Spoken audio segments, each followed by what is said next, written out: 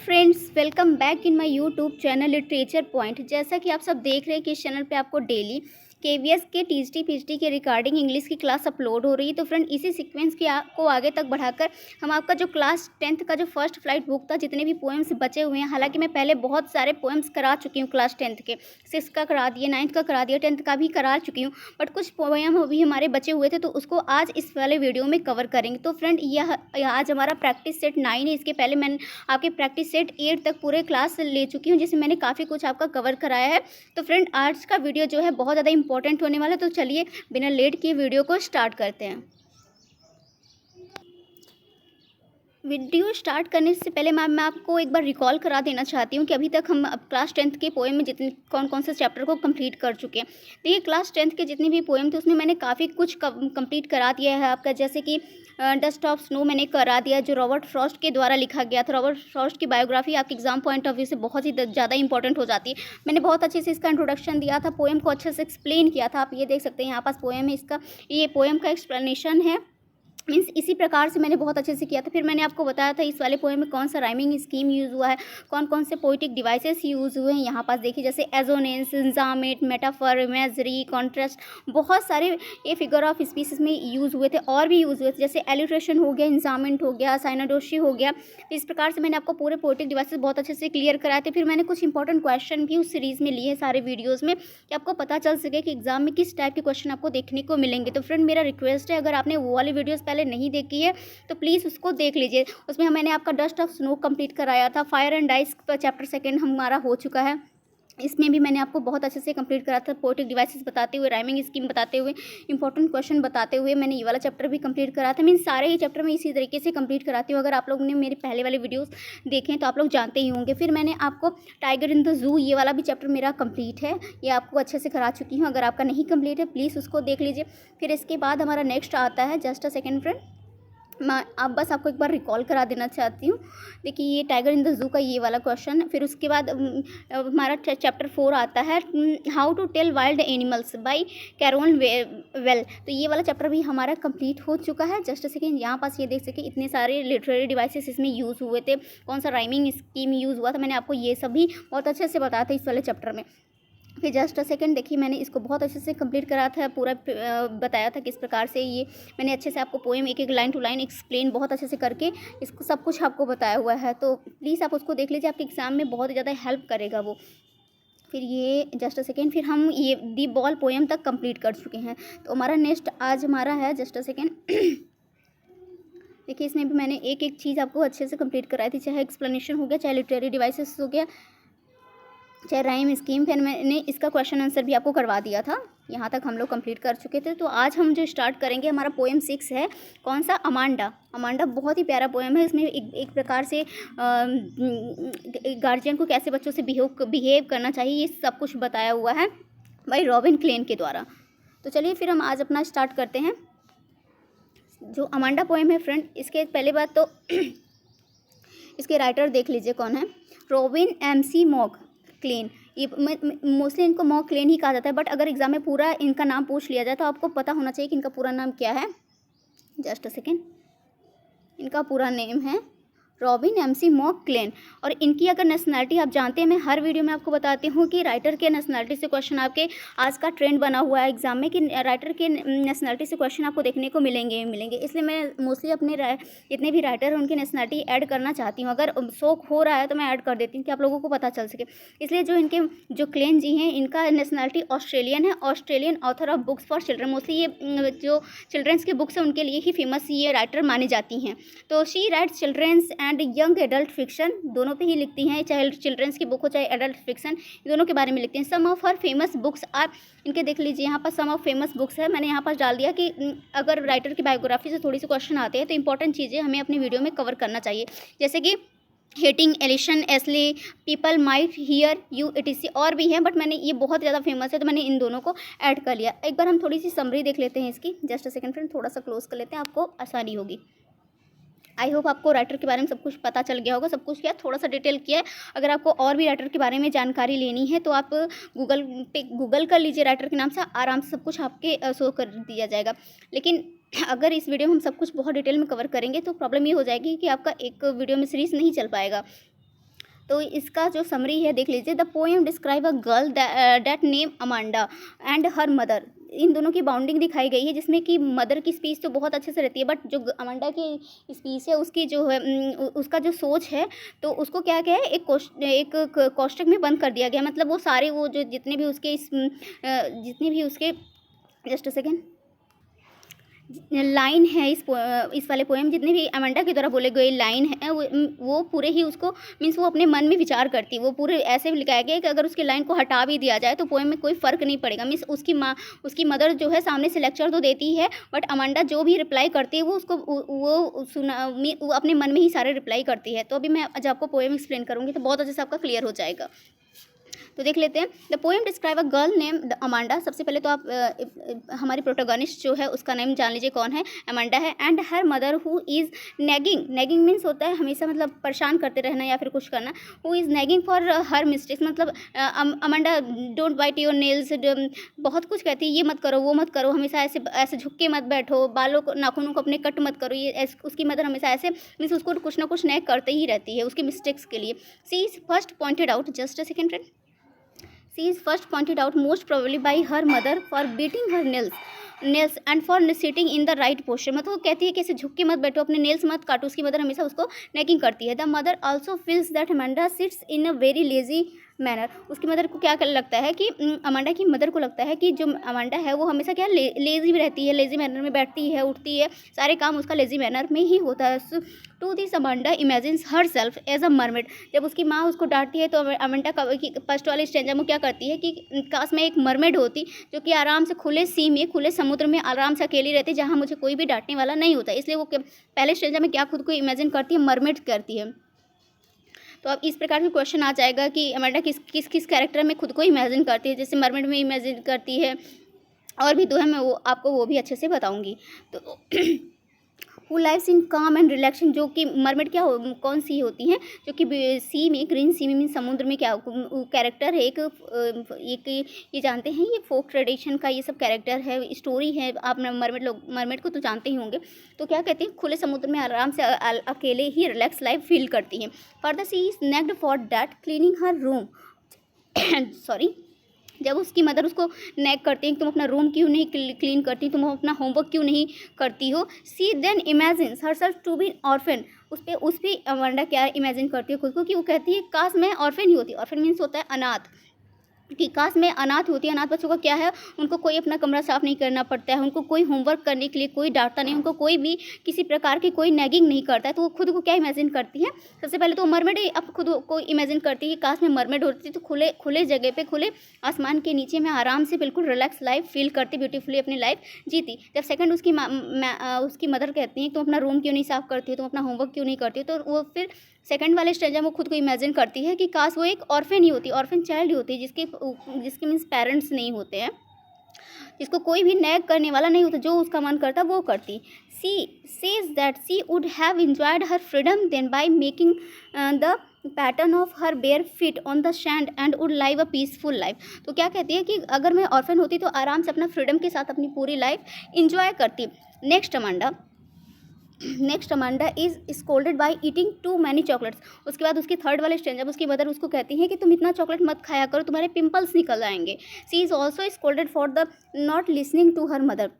फिर लास्ट वाले स्टेज में ये कहती है कि तुम्हें तुम ऐसे करती हो, सबको देख के लगे कि तुम्हारी वजह तुमको नैगिंग करती है। मीन्स एक्चुअली वो नैगिंग उसको करती रहती है, बट वो कहती है कि मैं तुम्हें इतना चिल्लाती हूँ कि मुझे खुद को बुरा लगता है, कि लोग सोचेंगे तो कहेंगे कि अमांडा की मदर है जो उसको कितना परेशान करती है हर एक चीज़ के लिए। मैं नहीं चाहती हूँ कि लोग मेरे बारे में ऐसा कुछ सोचें, इसलिए तुम खुद ही सब कुछ सही करो ना। तो वो जब भी उसको डांटती है तो क्या करती है कि अमांडा कुछ ना कुछ अपने आप को अंदर से इमेजिन कर लेती है। वो मतलब जितने भी उसके अमांडा के डायलॉग इस पोएम में डाले गए हैं वो एक कोष्टक में डाले गए हैं। मतलब वो डायलॉग के अमांडा के डायलॉग को हटा भी दे जाता तो पोएम को कोई फ़र्क नहीं पड़ता, लेकिन वो अपने सारे ही डायलॉग मन में सोचती है और खुद को एक नए कैरेक्टर के साथ इमेजिन करती रहती है। आई होप आप मेरी बातों को समझ पा रहे होंगे।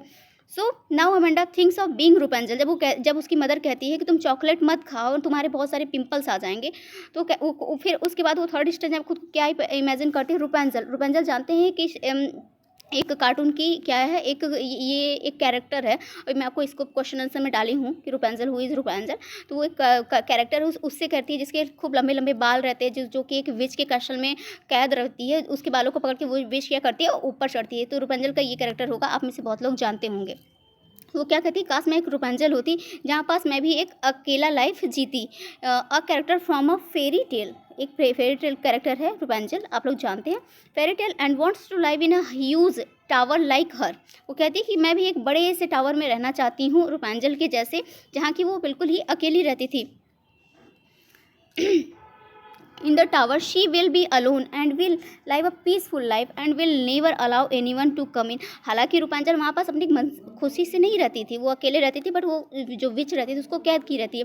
तो बट इसको वो बच्ची है, अमांडा जो है बच्ची, उसको सब कुछ अंदर की गहराई तो पता नहीं है कि रूपांचल के साथ क्या होता था, लेकिन वो जो कैरेक्टर देखती थी तो उसी को कहती थी काश मैं रूपांचल ही होती, जो कि मैं अपनी लाइफ एक अलोन टावर में, एक ह्यूज टावर में अच्छे से बिताती, वहाँ मुझे कोई भी परेशान करने वाला नहीं होता। जैसे कि उसकी मदर उसे परेशान करती हर एक चीज़ पे, तुम चॉकलेट मत खाओ, तुम सीधे बैठो, तुम अपने नेल्स को कट मत करो, तुम अपना होमवर्क क्यों नहीं करती, सारी बातों को वहाँ पास उसे टोकने वाला कोई नहीं होता। Finally the mother ask her to stop being moody because, last में उसकी अमांडा की मदर जो है उसको कहती है तुम कितनी मूडी हो, मतलब कुछ सुनती ही नहीं हो, बस जितना भी मैं बोलूँ तुम बस सर नीचे करके बस बैठी ही रहती हो, मतलब खड़ी रहती हो, मीन्स तुम कितनी मूडी हो। She doesn't want any one two blame हर। वो लास्ट में क्या कहती हैं, कहती हूँ मैं नहीं चाहती हूँ कोई मुझे ब्लेम करे कि मैं तुम्हें कितना हैरश करती हूँ, फॉर हैरशिंग हर डॉटर, मतलब कि तुम अपने डॉटर को कितना हैरशिंग करती हो, ऐसा मुझे कोई ना कहे। उसकी मदर ये कहती हैं, कहती है तुम कितनी मोड़ी हो, तुम तो मेरी बातें सुनती ही नहीं हो, बस बस सर लटका के खड़ी रहती हो। लोग देखे तो सोचेंगे कि अमांडा की मदर उसको कितना हैरशिंग करती हैं। At this time the poet has not written any reaction from Amanda. जब लास्ट में 4th स्टैंजा में आप देखेंगे, जब ये चीज़ उसकी मदर कहती हैं तो अमांडा उस पर कोई भी कैरेक्टर को खुद को किसी और कैरेक्टर के साथ इमेजिन नहीं करती। इनफैक्ट वो कुछ बोलती ही नहीं है, कुछ इमेजिन नहीं करती, मन में भी कुछ नहीं सोचती, केवल इस वाले स्टेंजर में वो खुद से शांत रहती है। मतलब वो अपनी मदर के हैरेसिंग से, उसके नेगिंग से इतनी ज़्यादा परेशान हो जाती है कि वो मन में भी सोचना बंद कर देती है। This constant nagging has made her so sad, मतलब बहुत ही ज़्यादा वो इतने नेगिंग से वो क्या है, बहुत ज़्यादा सैड हो जाती है। She has even stopped by imagine herself as someone, इसलिए वो किसी और के साथ अपने आप को इमेजिन करना ही बंद कर देती है। She use to do so in order to escape from the continuous harassment and dominance of her parents. तो क्या करती है कि सब कुछ बंद ही कर देती है, एकदम escape कर देती है खुद को, अपने आप को, मतलब कहती है कि हाँ ठीक है हैरेसमेंट हो रहा है तो क्या करें। तो इस प्रकार से देखिए इस पोएम में इस प्रकार से बहुत अच्छे से दिखाया गया है कि बच्चों को भाई, बच्चे सारे बच्चे इक्वल नहीं होते, सारे बच्चे अलग अलग होते, सारी की क्वालिटी भी अलग होती है। तो सभी बच्चों को एक साथ तुलना नहीं करना चाहिए, और अपने बच्चों के साथ ऐसे बिहेव करो को आपको अपने पेरेंट्स कम और अपने फ्रेंड ज़्यादा माने, मतलब वो सब चीज़ बहुत अच्छे से आपके साथ शेयर कर सके। तो इस पोएम का पूरा थीम यही है कि किस प्रकार से अपने बच्चों को ट्रीट करना चाहिए, किस प्रकार से उनकी परवरिश करना चाहिए। आई होप आप लोग समझ पाए होंगे। तो वैसे तो मैं बताने चलूँगी तो बहुत बड़ी स्टोरी बन जाएगी, क्योंकि जानते हैं जब मैं भाव विभोर हो जाती है आप लोगों को पढ़ाने में, तो मुझे याद ही नहीं रहता कि वीडियो कितनी लंबी हो गई है। तो इससे वीडियो लंबी हो जाए, इससे अच्छा ये है कि मैं इसकी पोएटिक डिवाइसेस आप लोगों को बता दूँ। बट अगर आप में से अगर कोई पेरेंट्स हैं तो इतना जान लीजिए कि बच्चों के साथ हमेशा ही कैसा बिहेव रखना चाहिए, एक फ्रेंड के जैसा रखना चाहिए, कि वो अपनी सारी प्रॉब्लम आपको आके खुद जाके शेयर करें, आप जो कि आप उनकी प्रॉब्लम को एक एज अ पेरेंट्स नहीं, as a friend, as a well wisher उनकी सारी प्रॉब्लम को सॉल्व कर सके। बस इतना मैं कहना चाहूँगी। तो इस वाले पोएम में जितने भी पोएटिक डिवाइसेस यूज़ हुए हैं, एक बार हम उसको रिकॉल कर लेते हैं। मैं आपको बता देती हूँ। सबसे पहले तो देखिए मेटाफर यूज़ हुआ है। मेटाफर कौन से लाइन में यूज़ हुआ है, यहाँ पास it is a figure of speech in which a word or phrase is applied to an object or action to which is not literally applicable। देखिए मैंने आपको हर पोएम में मैं आपको बताती हूँ कि मेटाफर क्या होता है। मेटाफर होता है जैसे कि मान लीजिए मेरी महबूबा का चेहरा चाँद ही है, अगर चाँद जैसा हो गया तो वो सिमिल हो गया, बट चाँद ही है मान लिया, कि कोई कॉन्ट्रास्ट, दो कॉन्ट्रास्ट चीज़ों को क्या किया जाए, एक साथ तुलना किया जाए। जैसे मान लिया जाए कि उसकी वो महबूबा है, उसका चेहरा इतना सुंदर है कि उसको कहता है कि मेरी महबूबा का चेहरा चाँद ही है, तो यहाँ पास मेटाफर हो जाएगा। बट अगर वो कहते हैं कि मेरी महबूबा का चेहरा चाँद जैसा है, तो वहाँ सिमिल हो जाएगा। तो आई होप आपका मेटाफर क्लियर हो गया होगा। तो इस वाले लाइन में आपको मेटाफर देखने को मिलेगा, जैसे कि यहाँ पास अमांडा जो खुद को क्या इमेजिन करती है, वो खुद को मरमेड इमेजिन करती है, रूपांजलि इमेजिन करती है। वो कहती है काश मैं मरमेड होती, काश मैं रूपांजल होती, तो मेरी लाइफ कितना फ्रीली होती, मैं जो चाहती वो करती। तो इस प्रकार से आपको मरमेड एंड रपुंजल में क्या देखने को मिलेगा, मेटाफर देखने को मिलेगा। आई होप आपका मेटाफर क्लियर हो गया होगा।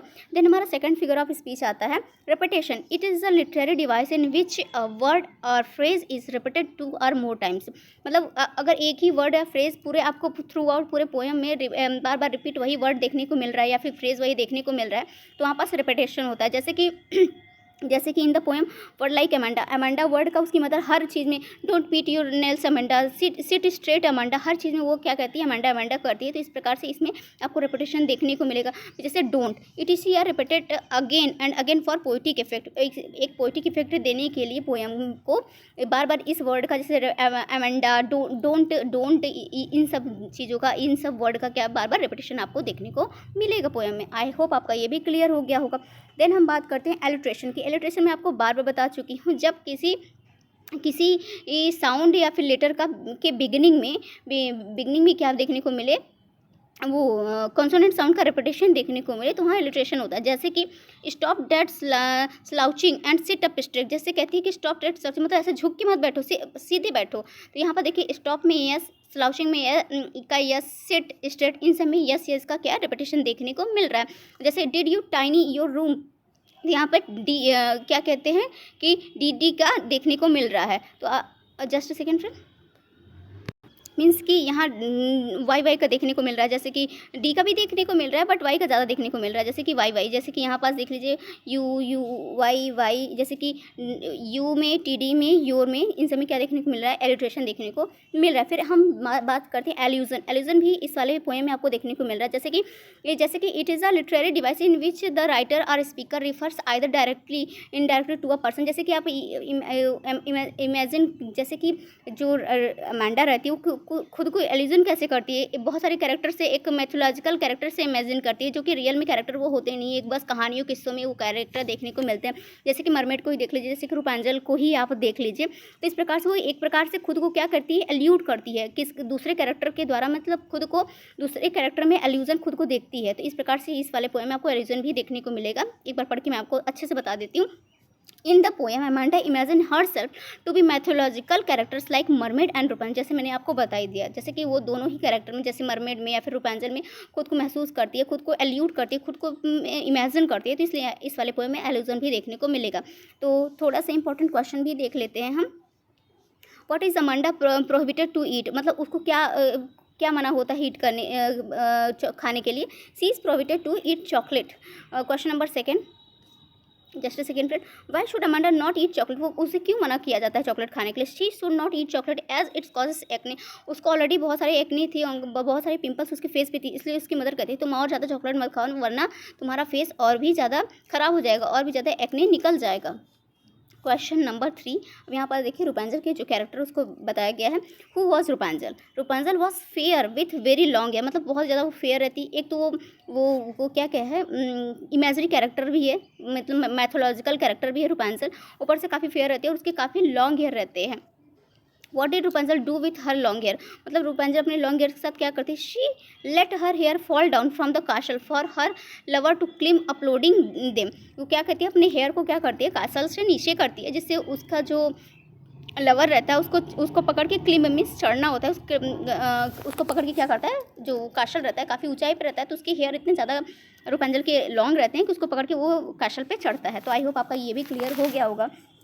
फिर क्वेश्चन नंबर 3 हमारा आता है, who is the mermaid in Amanda, what does she wish to, मतलब मरमेड कौन है और अमांडा क्यों कहती है काश मैं ये होती।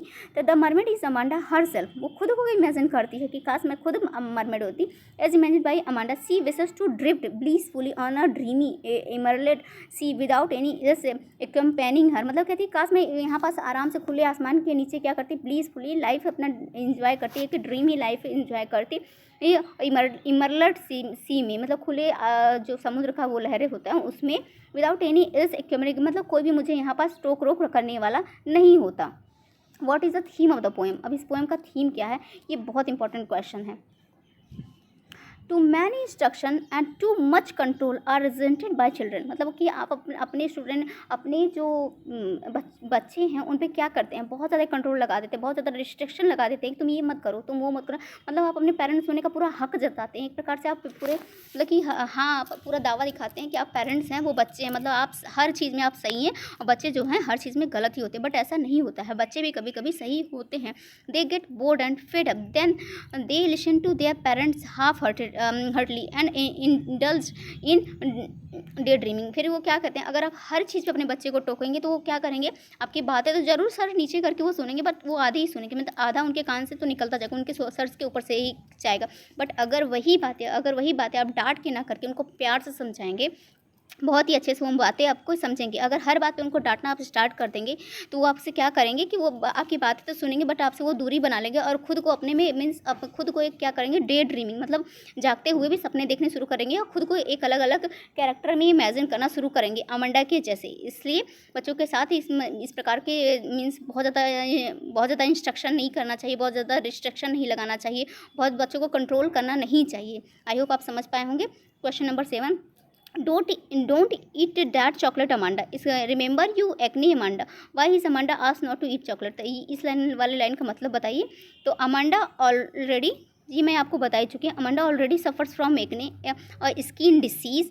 If she eats chocolate it will aggravate the her problem further, that is why she is asked not to eat chocolate. तो आप समझ पा रहे हैं क्योंकि ऑलरेडी उसको बहुत ज़्यादा एक्ने था, इसलिए उसको मना करती थी उसकी मदर की और ज़्यादा चॉकलेट मत खाओ, है ना, तुम्हें और ही ज़्यादा प्रॉब्लम फेस करनी पड़ेगी। तो यहाँ पास हमारा अमांडा वाला चैप्टर खत्म होता है फ्रेंड। आ जाता है हमारा next chapter the trees, class 10 का ही है हमारा, बाय एंड्रिक्स रीच। फिलहाल तो आपकी ये राइटर भी बहुत इंपॉर्टेंट है, तो फ्रेंड ये राइटर को आप थोड़ा सा गूगल कर लीजिएगा। तो हमारा जो ये वाला है तो इसका थीम देख लेते हैं पोएम का, the trees. The poem just a second the poem the trees by Adrienne Rich is a metaphor which compares the trees to women.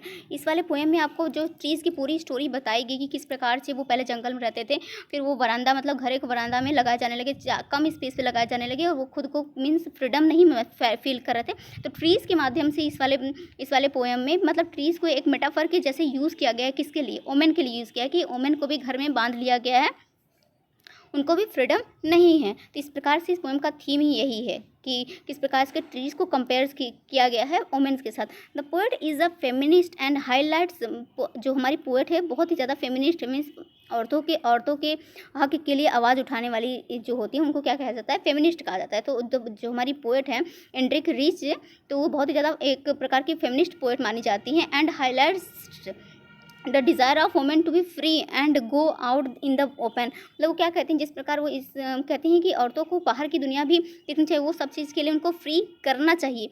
हालांकि हमारी जो सोसाइटी है वो एक प्रकार की पेट्रियार्कल सोसाइटी है, जिसमें क्या लगता है कि जो मेल हैं उनकी ही ज़्यादा दावादारी रहती है, फीमेल को ज़्यादा इंपॉर्टेंस नहीं दिया जाता है।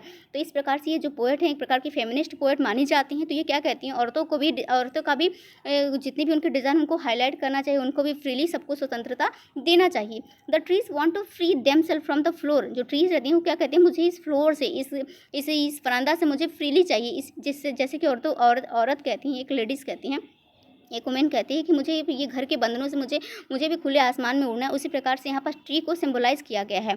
आई होप आप समझ पा रहे होंगे। The tree want to free themselves from the floor of the house and go in the open forest. कहती हैं कि अब बस, ट्रीज कहती हैं बस हो गया, बहुत हो गया, जितना भी मुझे इस वरांदा में रहना था रह चुकी, अब यहाँ हमारे पास स्पेस नहीं है हमें रहने के लिए, यहाँ हमें घुटन होती है, अब हमें पूरा क्या करना है, जंगल में जाना है। मीन्स हमें कहाँ जाना है, फिर खुले जगह में जाना है, खुले आसमान में जाना है। वो अपने फॉरेस्ट में वापस होना चाहती हैं। They are cramped in the houses and their feelings can be felt and heard for the poet. तो इन्हीं के माध्यम से जो पोएट है उनकी फीलिंग्स की, वोमेन की फीलिंग को पूरा इस पोएम में बताई। तो इसकी थीम फ्रेंड यही है। Introduction of to the lesson मैंने आपको बता ही दिया, थोड़ा सा हम लोग कर लेते हैं। The poem has a symbolic meaning. आपको बताया मैंने कि एक प्रकार का सिम्बॉलिक मीनिंग ये पूरा पोएम आपको क्रिएट करके दे रहा है, प्रेजेंट कर रहा है। The trees are an extended metaphor for women. The poet says that women have rested, healed and recovered and are ready for their primary purpose to renew the empty forest of mankind. मतलब कि ये जो Mankind का जो ये पूरा संसार है, यहाँ पर जो ओमेन की जो ताकत, उनके जो हिल पावर, उनको क्या किया है, बंद कर दिया गया। तो क्या फ्रीली होना चाहती हैं वो, पूरे अपने वरांदा से निकलना चाहती है। वरांदा से निकलने का मतलब ये है कि पूरे देश में अपने पावर को क्या करती हैं, जनरेट करना चाहती हैं, मीन्स अपने पोजीशन को बनाना चाहती हैं। इस प्रकार से ये पूरे पोएम को बहुत ही अच्छे से जो है ये राइटर ने प्रेजेंट किया है। तो हम थोड़ी सी इसकी समरी देख लेते हैं। The poet, just a second friend, the poet talks about tree symbol के, ये मैंने आपको बता दिया। They refer to women who have been healed and are ready to move out of their houses to fulfil their primary purpose to renew the forest of mankind. वो क्या कहती हैं कि जो ये मैनकाइंड का जो फॉरेस्ट है उसको हम रिन्यू कर सकते हैं। मतलब वो ट्रीज़ कहती हैं कि जो ये मैनकाइंड का जो फॉरेस्ट है उसको हम रिन्यू कर सकते हैं। मतलब पूरा जंगल जो है खाली हो गया, क्योंकि वहाँ पेड़ ही नहीं है, पूरी पेड़ों की कटाई हो गई है। और जो पेड़ हैं वो घरों के छोटे छोटे वरांदा में गमलों में लगाए जाते हैं। तो वहाँ पास क्या होता है कि उनको पूरी स्पेस नहीं मिल पाती और जो जंगल है उसको काटा जा रहा है। तो क्या कहते हैं, हम दोबारा जंगल में जाना चाहते हैं और वहाँ पास जो मैनकाइंड का जो फॉरेस्ट उसको दोबारा से हम क्या कर सकते हैं, रीजनरेट कर सकते हैं, जिसपे उस पर फिर से पक्षियाँ आ सके और बहुत सारे छोटे छोटे जो इंसेक्ट्स होते हैं जिनका घर ही फॉरेस्ट होता है, वो सब दोबारा ही जंगल में आके उसको क्या करें, पूरा ब्लीसफुल बना दें, इंजॉयमेंट, पूरे जंगल में इंजॉयमेंट भर दें। तो आई होप आपका इतना क्लियर हुआ होगा। As women have remind, just a second friend, as women have remained indoors, the forest has become empty, the birds and insects rendered shelters। जो कि मतलब मैंने आपको बताया है कि फॉरेस्ट अब जहाँ पास पूरे जंगल काट लिए गए हैं तो फॉरेस्ट तो एम्पटी हो ही जाएगा। तो जो वहाँ पास के जो बर्ड थे, इंसेक्ट्स थे, जिनका वहाँ पास शेल्टर ही था, मीन्स शेल्टर मीन्स घर होता है, शेल्टर ही था, वो कहाँ भाग गए, सब जंगल ही उजड़ा चमन हो गया। तो क्या करें, हम दोबारा जंगल में जाना चाहते हैं, जिससे कि जो बर्ड और इंसेक्ट्स हैं दोबारा आके उसको अपना शेल्टर बना सके।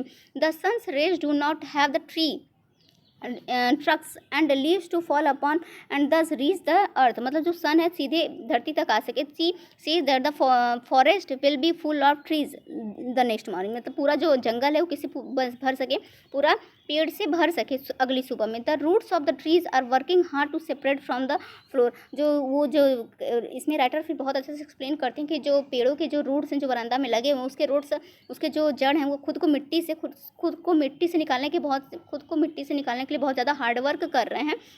मीन्स कि वो क्या करते हैं कि अब बहुत हो गया, हम इससे अब और फ्लोर पे नहीं रहेंगे, इस वरांदा में और हम नहीं रहेंगे। वो जंगल में खुद की रूट को निकाल के वो खुद जंगल में जाना चाहती हैं। The leaves and branches are moving towards the glass window. कह रही है हाँ, ये ग्लास विंडो टूट रहा है। मतलब वो जो ट्रीज़ हैं यहाँ पर सिम्बलाइज किया गया है कि जो अब ओमेन हैं वो भी मतलब अपने घर के दरवाज़ों को खोल रही हैं, अपनी खिड़कियों को तोड़ रही हैं और अपना खुद का फ्रीडम मांग रही। इसी प्रकार से इसमें पोएम में दिखाया गया है कि किस प्रकार से वो जो रूट है पेड़ों के, वो खुद को क्या कांचों को तोड़ रहे हैं और खुद जंगल में जाना चाह रहे हैं। They are separate to move out just like a newly discharge patient. मतलब कि जैसे कि एक न्यूली डिस्चार्ज पेशेंट रहता है जिसको कि बेहोशी का इंजेक्शन दे दिया गया, बट और उसको तुरंत ही क्या कर दिया गया कि हाँ आप डिस्चार्ज हो गए। मतलब उसको बेहोशी का इंजेक्शन दे के पर उसको डिस्चार्ज कर दिया गया, तो उसको ठीक से होश तो रहेगा नहीं, वो थोड़ा थोड़ा बेहोशी की हालत में रहेगा। तो इसी प्रकार से सारे पेड़ भी हैं जो कि वरांदा से निकल के जंगल में तो जा रहे हैं, बट वो पूरे अपने होश में नहीं हो। मतलब वो उनकी इतनी हालत नहीं है कि मतलब कि वो पूरी बहुत अच्छी हालत में नहीं, वो भी इसी प्रकार से झूल रहे हैं जैसे कि जो नींद में पेशेंट रहते हैं उनकी जैसे वो भी खुद को झूल रहे हैं। वो बहुत ही अच्छे से अपने आप को रिकवर नहीं कर रहे हैं, जैसे नॉट रिकवरी कम्प्लीटली, मतलब खुद को बहुत अच्छे से रिकवर नहीं कर पा रहे। Moves to the exit door of the hospital in a hurry. मतलब जल्दी जल्दी बस वो भागना चाहते हैं। The poet is sitting in her house with the doors of the veranda poem. और जो पोएट है हमारी वो क्या कर रही है कि जो उसका हाउस है वो अपने डोर्स पे बैठी है, वरांदा को ओपन करके। She is writing letters but does not mention this movement of the trees. वो कहती है कि मैं यहाँ पास बैठ के ढेर सारे लेटर्स लिख रही हूँ, जिस बहुत लेटर लिख रही हूँ, but does not mention this movement of the trees. But इसने वो जो ट्रीज़ की मूवमेंट को मेंशन नहीं कर रही है। It is the night time, कहती है ये जो रात का समय है। Just second friend, it is night time, the sky is clear and a bright moon is visible. कहती है ये नाइट का टाइम है, जो स्काई है बहुत ही ज़्यादा क्लियर है, बहुत ही ज़्यादा ब्राइट दिख रहा है। कहाँ दिख रहा है, स्काई में दिख रहा है। सी कैन स्मेल द लीव्स। यहाँ पास देखिए, यहाँ पास ये जो है it is night time sky से यहाँ पास विजुअल इमेजरी आपको देखने को मिल रहा है। वो आपको लिटरेरी डिवाइस में आपको भी बताऊंगी मैं, जैसे इसमें विजुअल डिवाइस देखने को मिल रहा है क्योंकि अब मून को सीधे विजुअल कर पा रहा है। फिर सी कैन स्मेल द लीव्स, मतलब वो स्मेल को यहाँ पास मतलब सूंघने वाला इमेजरी भी यहाँ पर स्मेल इमेजरी भी आपको देखने को मिल रहा है। She can smell the leaves and lichen which the seems to be calling out desperately. She hears the glass of the window pane breaking, मतलब वो सुन रही है कि इसका जो ग्लास टूट रहा है उसका पेन ब्रेकिंग, मतलब उसको जो ब्रेक हो रहा है उसकी ब्रेकिंग को, ग्लास को भी, शीशे के टूटने की भी आवाज़ वो सुन रही है। कौन सुन रहा है? हमारी पोएट सुन रही। The trees are moving out and the fast blowing wind embrace they, मतलब वो जो विंड है, जो खुली हवा है, वो उसको क्या करे, इम्प्रेस करे, मीन्स उनका वेलकम करे कि हाँ तुम जल्दी जल्दी क्या करो, फास्ट ब्लोइंग, मतलब कि फास्ट मूविंग करो और जंगल में जल्दी जल्दी आ जाओ। As the tree have trees the forest and the tall and strong oak trees overshadows the moon and it seems that the moon has been broken into several pieces। जो friend okay का tree होता है बहुत ही ज़्यादा strong माना जाता है, वो उसको हमेशा पोएम में ऐसे ओक के ट्री को ऐसे दिखाया ही जाता है तो बहुत ही ज़्यादा स्ट्रांग चीज़ों के लिए इसको माना जाता है। तो ओक यहाँ पास इसकी स्ट्रांगनेस इसलिए दिखाया जा रही है कि जो फीमेल कैरेक्टर है वो भी काफ़ी ज़्यादा उनके अंदर भी बहुत ही ज़्यादा स्ट्रॉन्गेस्ट फीलिंग आ गई कि वो अब दुनिया से लड़ सकती हैं, अपने पावर के लिए दुनिया से लड़ सकती हैं, अपने आप स्पेस बनाने के लिए इस दुनिया में, मीन्स अपना स्पेस बनाने के लिए दुनिया वालों से लड़ सकती हैं कि हाँ मुझे भी अपनी फ्रीडम चाहिए। तो आई होप आप समझ पा रहे होंगे कि किस प्रकार से राइटर ने बहुत ही अच्छे से पोएम को प्रेजेंट किया है आपके सामने। और वो लास्ट के स्टैंजा में कहती हैं कि जब जंगल में बहुत सारे पेड़ आ जाएंगे तो जो मून का जो घमंड है वो टूट जाएगा। क्यों घमंड टूट जाएगा? क्योंकि फिर मून जो टुकड़ों में हो जाएगा, क्योंकि अगर आप पेड़ के छाया से नीचे से, आप पेड़ के नीचे से देख रहे हैं तो आपको चांद कई टुकड़ों में दिखाई देगा। इस प्रकार से वो कहती हैं कि हाँ भाई, मून यहाँ पर जो है मेल कैरेक्टर के दिखाया गया है कि अगर समाज में, हमारे पेट्रियार्कल सोसाइटी में अगर वुमेन दुनिया में उतर आई, वुमेन अपने पे उतर आई, तो जो हमारे मून है, मीन्स हमारे जो मेल कैरेक्टर है, उनका भी घमंड टूट जाएगा कि फीमेल जो है इतने आगे उनसे जा सकती हैं, मतलब वो भी अपनी दुनिया में बराबर की हिस्सेदारी दिखा सकती हैं, हर चीज़ में वो आगे बढ़ सकती हैं। हालांकि देखिए लड़कियाँ बढ़ ही रही हैं, ये तो आप लोग से छुपा नहीं है, बट ये 20वीं सेंचुरी की बात है। तो उस टाइम लेडीज़ों को इतना ज़्यादा परमिशन नहीं रहता था, इतना ज़्यादा उनको फ्रीडम नहीं रहता था, जबकि अब जितना हो गया है। तो उस टाइम मोस्टली राइटर जो रहती, फीमेल राइटर रहती थी, उनको इतना परमिशन नहीं होता था, वो अपने नाम से अपने नॉवेल, अपने वर्क भी पब्लिश नहीं करा सकती, इतना भी उनको फ्रीडम नहीं रहता था। इसलिए क्या कहती थी कि मतलब मून को यहाँ सिम्बलाइज़ किया गया है मेन से, मतलब कि जैसे ही ट्रीज जंगल में आ जाएंगी तो जो मून का घमंड है कि वो एकलौता उस स्काई में दिख रहा है, तो वो क्या टुकड़ों में विभाजित हो जाएगा। तो इस प्रकार से यहाँ पास मून को क्या किया गया है, मेन के साथ डिग्निफाई किया गया है कि हाँ मेन का भी कैरेक्टर टूट जाएगा, उनको भी मीन्स उनके भी टुकड़े टुकड़े हो जाएंगे कि फीमेल कैरेक्टर भी बहुत कुछ कर सकती हैं। तो आई होप आपको ये वाली स्टोरी अच्छी लगी होगी। तो थोड़ा सा लिटरेरी डिवाइसेस देख लेते हैं। तो फर्स्ट स्टैंजा में आपके जितने भी लिटरेरी डिवाइसेस यूज़ होते हैं मैं स्टैंजा वाइज आपको बता देती हूँ, क्योंकि अगर डिटेल में बताने लगी तो बहुत ज़्यादा टाइम लग जाएगा। बट हम उतना कवर करेंगे कि हमारे एग्जाम पॉइंट ऑफ व्यू से आपसे के कोई भी क्वेश्चन छूटे ना, मतलब उतना ही कराने की कोशिश करेंगे, क्योंकि एक वीडियो में मैं आपको दो तीन पोएम मोस्टली कवर करने की कोशिश करती हूँ। अगर हम डिटेल में कवर करेंगे तो, हालांकि मैं डिटेल में कवर करा ही रही हूँ आपको, लेकिन और भी अगर डिटेल में कवर करने लगे तो बहुत ज़्यादा टाइम टेकिंग हो जाएगा। तो देख लीजिए, सबसे पहले तो फर्स्ट स्टैंजा में आपका पर्सोनिफिकेशन हो रहा है, जैसे कि यहाँ पर सन्स बरी इट्स फीट, तो यहाँ जो सूरज क्या है उसके फीट को दिखाया गया है। तो हालांकि ये फीट तो किसका होता है, पर्सन का होता है। इस प्रकार से यहाँ पास पर्सोनिफिकेशन आपको देखने को मिलेगा।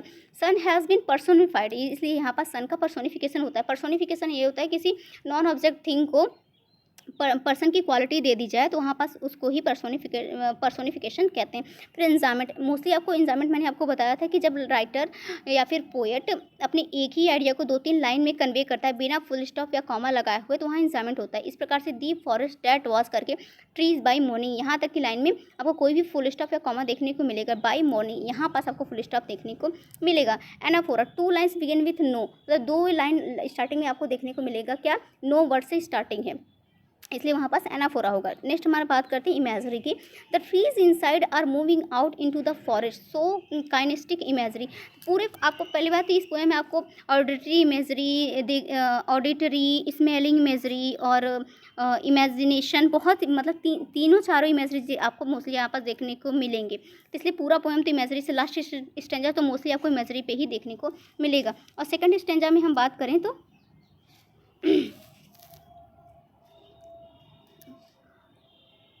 सेकंड स्टेंजा में भी एंजाइमेंट देखने को मिलेगा, जैसे द लीव्स स्ट्रेंथ से लेके हार्फ डेज तक आपको ये पूरा एक ही आइडिया को राइटर ने 2-3 लाइनों में कन्वे किया है, तो इसलिए आपको एंजाइमेंट देखने को मिलेगा। फिर आपको सेकंड स्टेंजा में आपको सिमिल भी देखने को मिलेगा। फ्रेंड, मैं आपसे हर बार कहती हूँ कि जब मैं आपको पढ़ाऊँ तो आप अपने सामने अपनी बुक मीन्स एनसीईआरटी की बुक अभी तक आपने 6 to 10 की खरीद ही ली होगी, तो जो पोएम आपको पढ़ा रही हूँ वो वाला पोएम अपने सामने ओपन करके बुक रख लीजिए, क्योंकि अगर नहीं खरीदें तो प्लीज़ खरीद लीजिए। क्योंकि मैं जो स्टेंजा आपको पढ़ा रही हूँ, जो लाइन पढ़ा रही हूँ, अगर आप उसको बुक में देखेंगे तो आपको समझ में आएगा कि मैम क्या पढ़ा रही। जैसे आपके बुक में ये वाला लाइन मेंशन है, लाइक न्यूली डिस्चार्ज पेशेंट, जैसे मैं ये वाला लाइन है तो जिसमें इसमें लाइक लग गया। मैंने आपको पहले ही बताया कि अगर लाइक का यूज़ करके ये फ्रेज़ या फिर लाइन लिखा जाता है तो वहाँ पर सिमिली होता है, क्योंकि वो क्या बोलते हैं कि जैसे वो पेड़ अभी भी ऐसे झूल रहे, मैंने आपको स्टोरी में बताया कि जैसे वो ट्रीज़ अभी भी ऐसे झूल रहे हैं, जैसे कि वो अभी भी न्यूली डिस्चार्ज पेशेंट हो, जिनको कि अभी बेहोशी का दवा दे के उनको हॉस्पिटल से डिस्चार्ज कर दिया गया हो। तो इस प्रकार से यहाँ पास लाइक का यूज़ करके सिमिल फिगर ऑफ स्पीच देखने को मिल रहा है। अगेन सेकंड स्टेंजा में भी हमें पर्सोनिफिकेशन देखने को मिलेगा। इसमें twigs and boughs have been personified, ये दोनों ही वर्ड को यहाँ पर्सोनिफाई किया गया है। थर्ड स्टेंजा में यहाँ पास आपको एलिट्रेशन देखने को मिलेगा। इस वाले वर्ड में एल का आपको रेपिटेशन देखने को मिलेगा कि कॉन्सोनेंट साउंड का रेपिटेशन रहे तो वहाँ पास एलिट्रेशन होता है। जैसे कि लॉन्ग लेटर्स, फॉरेस्ट फ्रॉम यहाँ पास स्काई स्टील में देखने को मिलेगा, लीव्स एंड लिचन में देखने को एल का मिलेगा। इस प्रकार से आपको एलिट्रेशन भी देखने को मिला है। एंजाइमेंट मैंने आपको बता ही दिया इस वाले लाइन में, doors open the house, mostly आपको पूरे ही स्टेंजा में आपको एंजाइमेंट देखने को मिलेगा। तो यहाँ पास हमारा हो गया। इमेजरी भी थर्ड स्टेंजा में बहुत ज़्यादा देखने को मिलेगा, जैसे कि द नाइट इज़ फ्रेश, मतलब नाइट को यहाँ पास फ्रेश दिखाया गया, मतलब पूरा बताया जा रहा है कि नाइट कितना ही ज़्यादा फ्रेश है, मीन्स कितना ज़्यादा खुशबूदार है। मतलब राइटर जो बैठ के बरामदा में कहती है कि इट्स द नाइट टाइम, कहती है कि ये रात का समय है, तो सब कुछ इतना अच्छे से आपको इमेजिन करेगी कि आपको पूरा इमेजरी आपके सामने वो पूरा पिक्चर क्रिएट हो जाएगा। तो इसलिए इस वाले लाइन में भी आपको द नाइट इज़ फ्रेश, इस वाले लाइन में the night is fresh in the rooms में आपको इमेजरी देखने को मिलेगा। तो यहाँ पास हमारा ये वाला चैप्टर फिनिश होता है। थोड़ा सा इंपॉर्टेंट क्वेश्चन कर लेते हैं हम। What type of trees are describe in the poem the freeze decorative trees are describe in the poem, मतलब जो वरांदा में डेकोरेटिव ट्रीज रहते हैं छोटे छोटे ना, उनको डिस्क्राइब किया गया है। Where are the decorative plants kept, कहाँ पास उनको रखा जाता है। द डेकोरेटिव प्लांट्स, जो छोटे छोटे प्लांट रहते हैं जो डेकोरेट करने के लिए ही पर्पज से उगाए जाते हैं, उनको कहाँ रखा जाता है। केप्ट इन द हाउसेस, मतलब हाउसेस के वरांडा में ही रखा जाता है। Where do the decorative plants grow, कहाँ पास वो ग्रो करते हैं। The decorative plants grow in small pots and pans, छोटे छोटे जो गमले रहते हैं उनमें वो ग्रो करते हैं। What does the poets compares these decorative plants, किसके साथ ही कंपेयर करती है। जो डेकोरेटिव प्लांट रहता है वो किसके साथ कंपेयर करती है, वो किसके साथ करती है, न्यूली डिस्चार्ज पेशेंट्स के साथ उनको कंपैरिजन करती है कि भाई वो भी अपने प्लांट्स भी हैं जो अभी पूरे होश में नहीं है, और जैसे लग रहा है कि वो अभी उनको बेहोशी का दवा दे के निकाला गया है, जैसे कि न्यूली डिस्चार्ज पेशेंट जो रहते हैं। Why can't bird seat and insects hide इन, मतलब कि बर्ड जो रहते हैं क्यों नहीं बैठ पाते हैं और इंसेक्ट्स क्यों नहीं खुद को हाइड कर पाती हैं। Birds can't sit and insect can't hide in them because they are decorative plants, क्योंकि वो छोटे छोटे डेकोरेटिव प्लांट्स है, उस पर कहाँ बर्ड बैठेंगी, वो तो जंगल में जो बड़े बड़े प्लांट्स हैं उनमें ही बैठेंगी। तो इसी प्रकार से आप देखने को मिल रहा है कि मतलब ये जो छोटे प्लांट्स है वो कहते हैं कि हमें इतना स्पेस ही नहीं मिल पाता कि हम इतना ग्रो कर पाएँ कि हमारे ऊपर भी बर्ड्स बैठ सकें, हमारे ऊपर भी इंसेक्ट्स बैठ सकें। Question number 6, what do the roots do all night, मतलब पूरे वो जो रूट्स रहते हैं, पेड़ों की जड़ें रहती हैं, पूरी रात वो क्या करती हैं। All night the roots work to free themselves, खुद को फ्री करना चाहती हैं उस मिट्टी से, free themselves from the cracks in the veranda floor, veranda के फ्लोर में क्रैक्स कर देती हैं, इतना ज़्यादा वो मतलब हार्ड वर्क करती हैं खुद को फ्री करने के लिए कि उस मिट्टी से वो खुद को फ्री करने के लिए वरांडा में क्या करती हैं, क्रैक कर देती हैं। What does the poet's not mention in the letters, वो क्या नहीं मेंशन करती, वो सीधे इसमें कहती है कि मैं इसमें मेंशन नहीं करती हूँ। The departure of the forest from the house, the departure of the forest from the house. Question number 8, बहुत ज़्यादा क्वेश्चन मैंने इसमें ऐड कर दिया है, 10 है मोस्टली, चलिए कवर ही कर लेते हैं। How does the पोइटिस describe the moon in the end. Moon को किस प्रकार से डिस्क्राइब किया गया, मैंने आपको बताया है कि मून को किस प्रकार से डिस्क्राइब किया गया है। कि वो एक प्रकार का मून को दिखाया गया है कि अगर पेड़ों में से के बीच से हम देखेंगे तो उनको कई टुकड़ों में मून हमें दिखाई देगा, जैसे कि लाइक अ ब्रोकन मिरर, जैसे कि एक टूटा हुआ शीशा में हम अपना चेहरा देखते हैं तो वो कई टुकड़ों में दिखाई देता है। उसी प्रकार से मून भी हमें अगर पेड़ों के बीच में से देखेंगे तो कई टुकड़ों में हमें दिखाई देगा, just like a broken mirror. I hope आपका ये भी क्लियर हो गया होगा। Question number 9, what does the poetess compare the trees branches to, किसके साथ कंपेयर करती है। ये तो क्वेश्चन हो गया, मैंने बताया आपको, to a newly discharge patients के साथ। What rushes out to meet the trees, the winds, वहाँ पास मतलब कहती है किस चीज़ का रस रहेगा, किस चीज़ का भीड़ रहेगा जब ट्रीज खुद को बाहर निकालेंगे। The winds rushes out to meet the trees, जब वो खुद को बरंदा से बाहर निकालेंगे तो वहाँ पास विंड्स मीन्स हवाओं से, तो उनका वो रहेगा मतलब कि मीटिंग रहेगी उनका, मतलब हवाएं उनके लिए अपना पूरा मतलब कि उनका वेलकम करने के लिए वो तैयार रहेंगी। आई होप आपका ये भी क्लियर हो गया होगा। तो कितना टाइम हुआ हमारा, 40 मिनट हो गए हैं लगभग। एक बार हम देख लेते हैं। फॉग बहुत छोटा सा है और ये काफ़ी अच्छा भी है। ये कार्ल सैंडबर्ग द्वारा लिखा गया है। तो देख लेते हैं, हम इसको कवर कर लेते हैं, फिर नेक्स्ट हम अपना स्टार्ट करेंगे। तो हमारा नेक्स्ट है फॉग लिखा गया है। फॉग हमारे पोएम का नाम है और लिखा किसके द्वारा गया है, कार्ल सैंडबर्ग के द्वारा लिखा गया। एक बार पहले तो इसका इंट्रोडक्शन देख लेते हैं फ्रेंड। आप सोच रहे होंगे कि मैम कितना तेज़ी से पढ़ा रही हैं, तो आप ये सोचिए कि हमारे एग्ज़ाम में टाइम ही कितना बचा है। और मैं थोड़ा 2-3 दिन इधर बिज़ी भी थी, थोड़ा सा घर में फेस्टिवल का माहौल था। आप लोग जानते हैं शादियों का सीज़न चल रहा है तो फेस्टिवल का माहौल तो रहेगा ही। थोड़ा सा बिज़ी भी थी, इसलिए मैं सब चीज़ों को कवर करना चाहती हूँ, इसलिए मैं थोड़ा जल्दी आपको पढ़ा रही हूँ। आई होप मेरी प्रॉब्लम आप समझ पा रहे होंगे कि आपका हर एक चीज़ मुझे कवर कराना है। तो थोड़ा सी स्पीड अगर ज़्यादा ही हो जाए, थोड़ी सी वीडियो लंबी हो जाए तो आप लोग मैनेज करिएगा, क्योंकि अगर वीडियो लंबी हो रही तो आपके भले के लिए ही लंबी हो रही है। उसको बोरिंग वे में नहीं लीजिएगा, उसको ऐसे लीजिएगा कि मीन्स आपकी तैयारी ही अच्छी हो रही। हर चीज़ को पॉजिटिव वे में लेके चला करिए आप लोग। तो आई होप बातें बहुत हो गई, थोड़ा सा हम लोग अपना इंट्रोडक्शन देख लेते हैं। Fog is a very small poem written by, सबसे पहले तो राइटर का नाम देख लीजिए आप, कार्ल सैंडबर्ग, ये राइटर हैं जो हमारे में fog. He has describe the process of the arrival of the fog into a city and a harbour. He has very beautifully compared it to a cat, मतलब पूरे इसमें दिखाया गया है कि किस प्रकार से फॉग जो सिटी में आती है, मतलब फॉग क्या होता है, वो जो सुबह मॉर्निंग में जो नहीं होता धुंधला उसे कहते हैं फॉग। तो किस प्रकार से आती है वो, तो इसी को डिस्क्राइब किया गया पूरा पोएम में। तो एक बार देख लेते हैं। पूरा पोएम शॉर्ट ही था, एक प्रकार की ये हाइकू का टाइप है। हाइकू मैंने आपको बताया है, फिगर ऑफ जो लिटरेरी डिवाइसेस मैंने बताया था उसमें बताया था कि हाइकू क्या होता है। हाइकू एक 7 लाइन का पोएम होता है जो कि एक जापानीज़ फॉर्म है। 7 लाइन का पोएम होता है जो कि 575 का सिलेबल का ये पैटर्न होता है। ये पूरे इसमें 17 सिलेबल होते हैं। 17 सिलेबल में पूरे ही पोएम को क्रिएट किया जाता है। मात्र 17 सिलेबल को 3 लाइन में किया जाता है। पहली लाइन में 5 सिलेबल होते हैं, दूसरी लाइन में 7 सिलेबल होते हैं और तीसरी लाइन में अगेन 5 सिलेबल होते हैं। इसको ही हैकू कहते हैं। एक जापानीज़ ये स्टाइल है, राइटिंग स्टाइल है। तो इसी को मॉडरेट करते हुए ये जो पूरी लाइन है 6 लाइनों में लिखी गई, मतलब हैकू को ही मॉडरेट करते हुए इस लाइन को लिखी गई है। तो एक प्रकार का ये हैकू का ही न्यू पैटर्न है। आप सब हैकू का ही मॉडर्न फॉर्म ये वाला पोएम है। The fog comes on little cat feet, it sits looking over harbour and city on silent haunches and then moves on. तो यहाँ पास आपका ये पोएम हो गया। तो इसका थोड़ा सा एक्सप्लेनेशन कर लेते हैं। मैंने आपको बताया कि ये जो पोएम है बहुत ही शॉर्ट है, मात्र 6 लाइन में लिखी हुई पोएम है जो कि हैकू का एक मॉडर्न फॉर्म है। तो थोड़ा सा एक्सप्लेनेशन देख लेते हैं।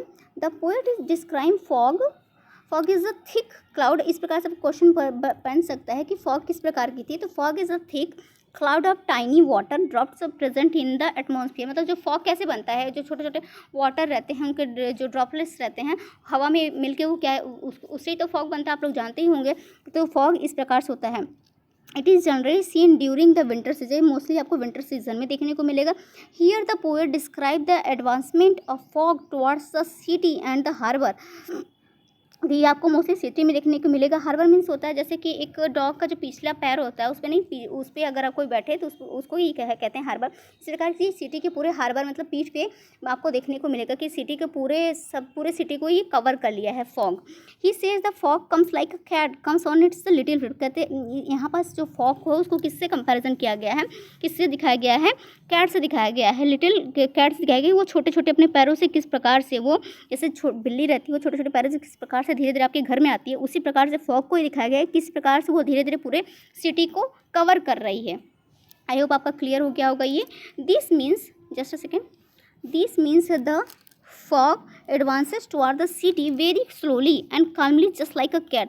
मतलब कि वो पूरे सिटी में बहुत धीरे धीरे आ रही है, बहुत स्लोली तरीके से आ रही है और मतलब बहुत स्लोली एंड काल्मी तरीके से आ रही है जस्ट लाइक कैट। जैसे कि कैट आपके घर में एंट्री करती है उसी प्रकार से फॉग ही पूरी सिटी में धीरे धीरे एंट्री कर रही है। One never knows how and when the fog will enter the city. कोई नहीं जानता कि फॉग किस प्रकार से सिटी में एंटर करती है। Therefore fog is compare to the cat which enters our home in unpredictable. मतलब हमें नहीं पता होता है कि बिल्ली हमारे घर में कब एंट्री करेगी, कैसे एंट्री करेगी, मतलब आपको पता भी नहीं चलेगा बिल्ली घर में आ जाती। उसी प्रकार से पोएट ने जो हमारी पोएट हैं वो जो जस्ट सेकेंड फ्रेंड, जो हमारे पोएट हैं वो उसी प्रकार से फॉग को कंपैरिजन करते हैं कि आपको पता भी नहीं चलेगा और फॉग आपके घर में आपके सिटी में आ जाएगी, एंटर कर जाएगी। इसी प्रकार से उन्होंने इस फॉग को किससे कंपैरिजन किया है, एक कैट से कंपैरिजन किया गया, कैट से कंपैरिजन किया है। Next he says that the fog sits over the whole of the city as its cat sits silently by folding her legs behind itself and looks around the nearly place in the thing.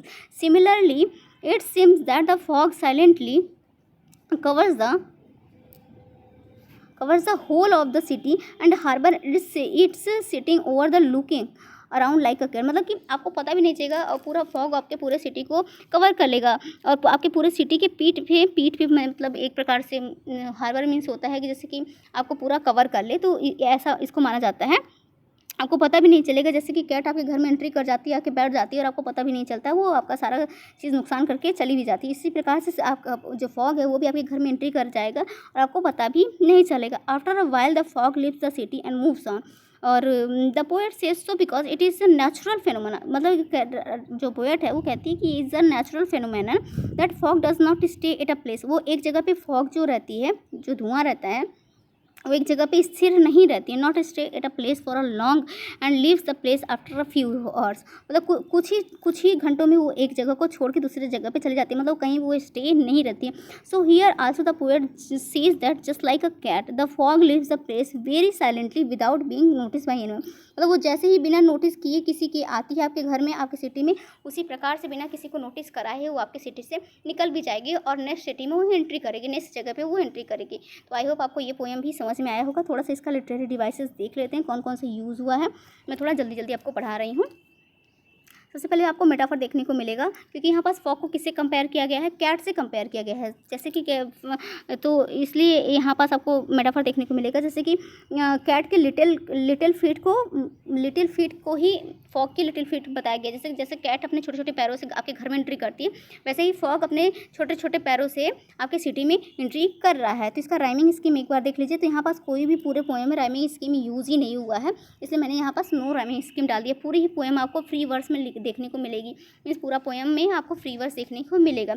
इंसाइमेंट भी इसमें है क्योंकि पूरी ही आपको one stanza में देखने को मिल रहा है। When a sentence continues to next line, जैसे कि to sits looking then moves on, पूरा में आपको क्या इंसाइमेंट देखने को मिलेगा। मतलब एक ही स्टैंजा में पूरे एक ही आइडिया को कन्वे किया गया है, पर्सोनीफाई भी किया गया है इस वाले पोएम में। जैसे फॉग हैज़ बीन पर्सोनीफाइड, मतलब फॉग का क्या दिखाया गया, लेग दिखाया गया है कि वो बिल्ली के जैसे चलती है। तो इस प्रकार से आपको पर्सोनिफिकेशन भी देखने को मिलेगा। जैसे फॉग्स कम्स, जैसे फॉग्स आ रही है, कौन आ रहा है, फॉग्स आ रही है। फॉग्स तो नहीं आएगी ना, वो तो भाई बादल है, वो तो धुआं है एक प्रकार सा। तो इस प्रकार कौन आता है, इंसान आता है। इस प्रकार से फॉग को क्या किया गया है, पर्सोनीफाई किया गया है। तो I hope and sits and इस, और फॉग बैठ भी रही है, मतलब आपके बगल आपके घर में बैठ भी रही है। तो इस प्रकार से फॉग को क्या किया गया, पर्सोनीफाई किया गया है।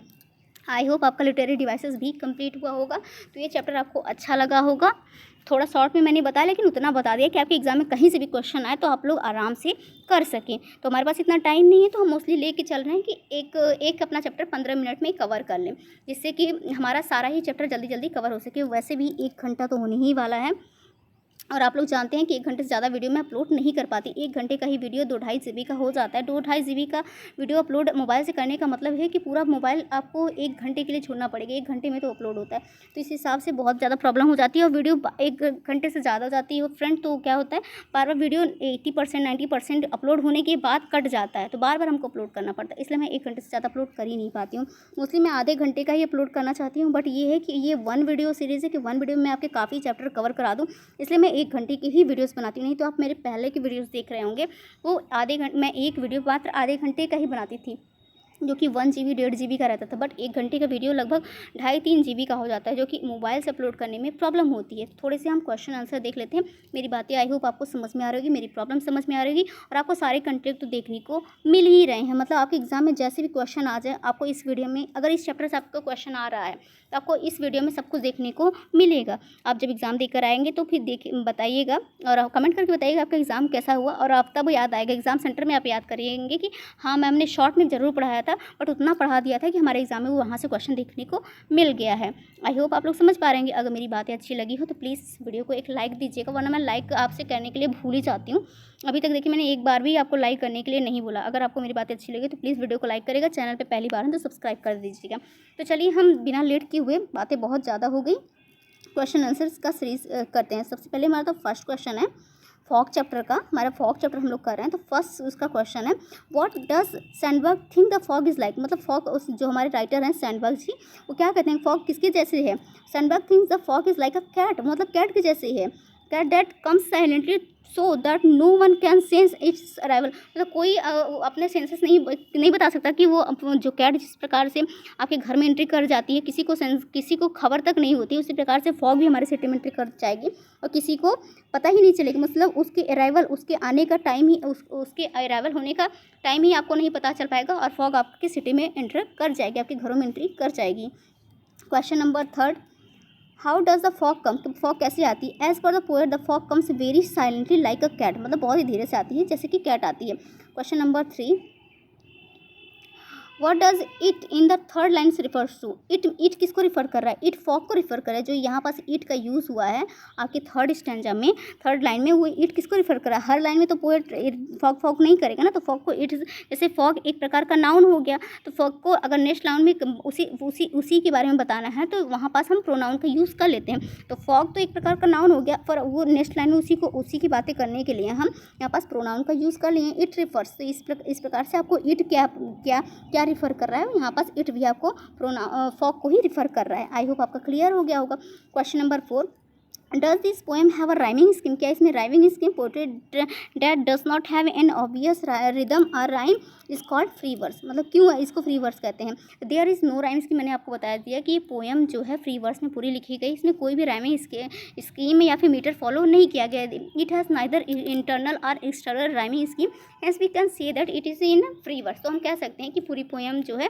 कोई मेट्रिकल स्ट्रक्चर फॉलो नहीं करे, कोई राइमिंग स्कीम फॉलो नहीं कर रही है, तो इस प्रकार से हम कह सकते हैं कि फ्री वर्स में लिखा गया है। तो फ्रेंड, मैंने जो आपका फिगर ऑफ स्पीच के शुरू में 10 इंट्रोडक्शन क्लास मैंने लिया है, इसीलिए लिया है कि आपका सारे लिटरेरी डिवाइसेस, आपका पूरा फिगर ऑफ स्पीच कंप्लीट हो सके। तो मैंने 2 या 3 वीडियो में मोस्टली पूरे फिगर ऑफ स्पीच अच्छे से कंप्लीट करा दिया है, पूरे लिटरेरी डिवाइसेस को कंप्लीट करा दिया है। शायद 10 इंट्रोडक्शन क्लास मैंने लिया है, उसमें आप देखेंगे मैंने बहुत अच्छे से rhymed poetry, blank words, free words, इन तीनों को बहुत अच्छे से एक्सप्लेन किया है। तो अगर आप इन तीनों में कन्फ्यूज़ है कि राइम्ड पोएट्री किसे कहते हैं, ब्लैंक वर्ड्स किसे कहते हैं, फ्री वर्ड्स किसे कहते हैं, तो आप वो वाला वीडियो जाके देख लीजिए, आपका ये बहुत अच्छे से क्लियर हो जाएगा। उसके बाद आप कभी नहीं इन तीनों में कंफ्यूज होंगे। तो ये पूरी पोएट्री फ्रेंड जो कि है फ्री वर्ड्स में लिखी गई। अब इसमें बताने लगेंगे तो वीडियो लंबी हो जाएगी। तो हमारा जो नेक्स्ट चैप्टर है, हमारा पोएम 10 आ गया। क्लास 10 का जो है ये 10 चैप्टर भी हमारा है, the tale of Custard the dragon by Ogden Nash. तो इनका ये है। तो फ्रेंड काफ़ी वीडियो लंबी हो गई है, तो ये वाला चैप्टर जो हम अपने नेक्स्ट वाले वीडियो में कर लेंगे। तो बहुत ज़्यादा है, जैसे कि हमारा ये वाला चैप्टर बचा हुआ है, देन जस्ट अ सेकेंड, फिर हमारा ये वाला भी चैप्टर बचा हुआ है फॉर एग्नी ग्रेगरी। ये हमारा WB8C हमारे राइटर में बहुत ज़्यादा इंपॉर्टेंट है। ये वाला चैप्टर भी बचा हुआ है काफ़ी। इसके बाद से मुझे नहीं लगता कि और आपके चैप्टर नहीं, लास्ट ही चैप्टर ऐसा आई थिंक। हाँ, जस्ट अ सेकंड। हाँ, ये लास्ट आपका चैप्टर है, इसके बाद आपके पूरे पोएम कंप्लीट हो जाएँगे। तो फ्रेंड हमारे 2 पोएम और बचे हुए हैं, इन दोनों को हम नेक्स्ट वाले वीडियो में कंप्लीट कर लेंगे, क्योंकि आप देख रहे हैं कि 54 मिनट ऑलरेडी हो चुके हैं। मैंने आपको बताया कि मैं 1 घंटे से ज़्यादा वीडियो अपलोड नहीं कर पाती हूँ, तो एक काम करती हूँ, यहाँ पास इस वाले वीडियो को क्लोज़ कर देती हूँ। मैं रिकॉर्ड अभी कर लेती हूँ, बट उसके आधे 1 घंटे बाद मैं अपलोड कर दूँगी, अगर नेट बचा तो। नहीं तो मैं नेक्स्ट डे आपका अपलोड ज़रूर कर दूँगी थोड़ी टाइम में। तो मेरी प्रॉब्लम को समझिए, और मेरी पढ़ाने का तरीका अच्छा लगा हो, मेरी वीडियो से आपको थोड़ा सा भी मेरा वीडियो आपको इन्फॉर्मेटिव लगा हो, तो प्लीज़ मेरी वीडियो को लाइक करिएगा, और चैनल पे पहली बार है तो सब्सक्राइब करिएगा, क्योंकि आपका प्यार, आपका सपोर्ट ही मुझे नेक्स्ट वीडियो बनाने के लिए मोटिवेट करता है। तो आप अपना मोटिवेशन मुझे देते रहिए, मैं अपने वीडियोस आपको हेल्पफुल तरीके से मैं आप तक पहुंचाती रहूँगी। तो friends, thank you so much. Keep connected with literature point, like share subscribe, share with your friends, and please support me, and जल्दी जल्दी 1000 सब्सक्राइबर करा दीजिए। वैसे आप लोगों का सपोर्ट मिल रहा है, क्योंकि आप देख रहे हैं 300 सब्सक्राइबर हो गए हैं। तो अभी मेरा न्यू चैनल है, इसलिए भी ज़्यादा व्यू भी नहीं जाता, बट जितना भी जाता है ठीक है, पेशेंस रखना चाहिए, सबके साथ कुछ ना कुछ अच्छा ही होगा। आई होप आप लोग का बस अपना प्यार और दुलार मेरे साथ बनाए रखिएगा, और मुझे भी सपोर्ट करते रहिए, जिससे मेरा भी जल्दी से 1000 सब्सक्राइबर हो जाए, हम लोग भी लाइव मिल सके। तो जब 1000 सब्सक्राइबर हो जाएंगे तो हम लोग क्या करेंगे, लाइव टीचिंग करेंगे। तो मिलते हैं नेक्स्ट वीडियो में friend. Thank you so much. Please please please channel को सब्सक्राइब करिएगा, और प्लीज़ मुझे मोटिवेट करते रहिए। Thank you so much. और अपना एक प्यारा सा कमेंट बॉक्स में ज़रूर छोड़ दीजिएगा फ्रेंड। आपके कमेंट देख के मुझे बहुत अच्छा लगता है, उससे मैं देख के बहुत ज़्यादा मोटिवेट होती हूँ। तो मिलते हैं नेक्स्ट वीडियो में friend. Thank you so much.